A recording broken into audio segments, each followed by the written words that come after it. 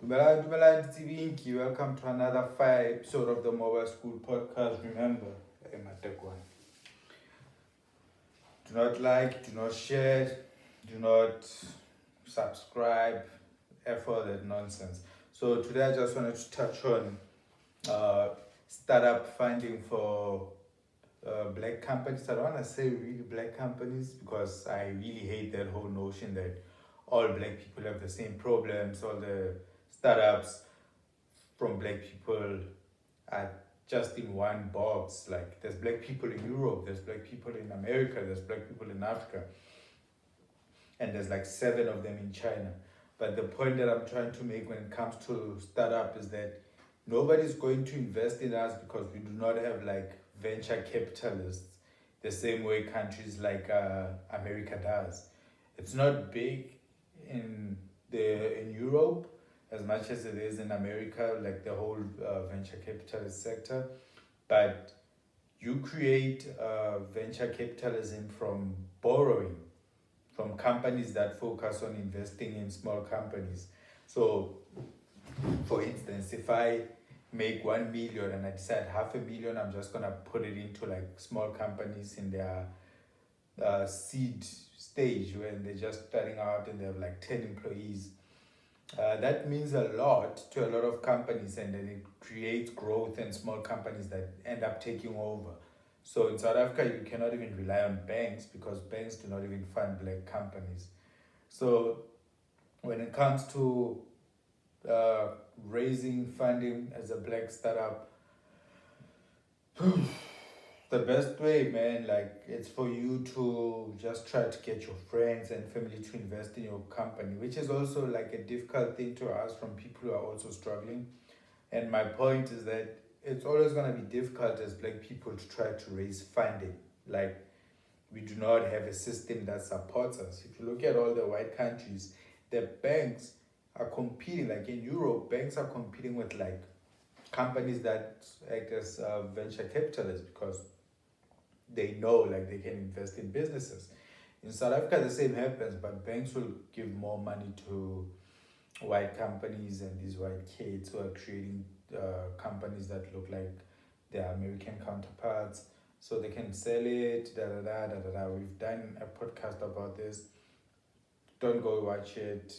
It went viral already. I watched it twice. But if we are going to start talking about entrepreneurship and small businesses, we cannot ignore the issue of funding. And in South Africa, as an example, if you want funding from the government, you have to go through like organizations that the government has started to fund like young black entrepreneurs. But even with those, you have to jump through hoops, you have to suck dick. If you're a woman, it's even worse. You have to like get fucked by some asshole with the biggest stomach who's like chowing money, and he's giving some of the money to his friends. Like there's so much corruption happening. Talking about corruption, fuck you, Ramaphosa. But I digress. The most important thing about funding is that it's not coming anytime soon.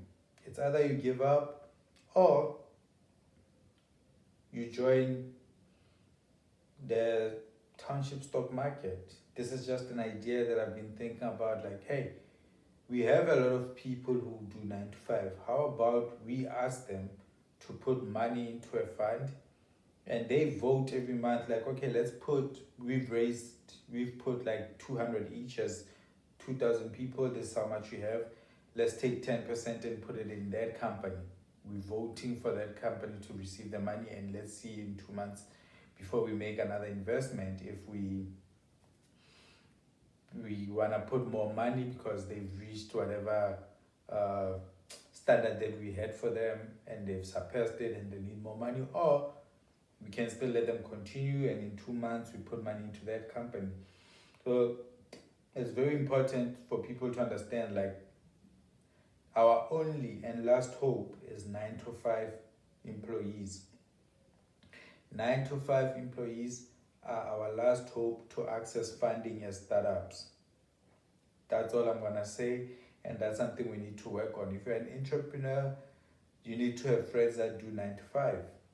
and talk to them and ask them like, hey man, how about you invest in my project this much? I just need this much.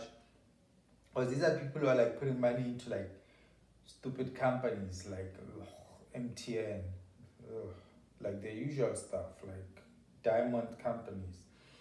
I'm not saying you shouldn't diversify your investments, but you are putting like 2,000 while your white counterpart is putting in like 35,000 because they don't have black tax. So you tell me when you die how much you're gonna have, but that's none of my business. So in closing, I just wanna say this is not a podcast. I'm not a podcaster, guys. Like let's try to remember that. Let's drill it into our heads. I'm an independent TED talk. Hawash.